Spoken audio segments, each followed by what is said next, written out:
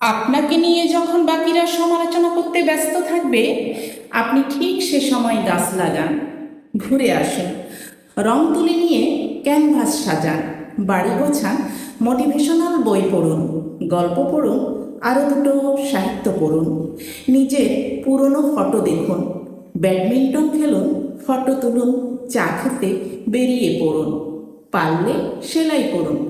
মোট কথা, তাদের কথায় রিয়েক্ট করবেন না, যা বলছে বলুক, আপনার কানে এলেও ফেলে দিন।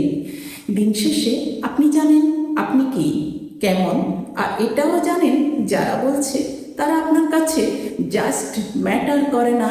ঠিক এইটাই।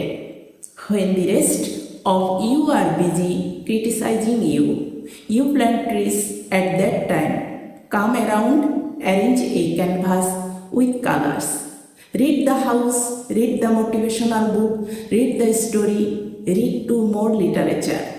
Watch your old photos, play badminton, take photos, get out of DC.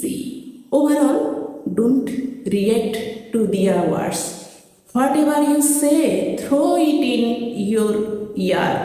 At the end of the day, you know what you are, how, and even the who say.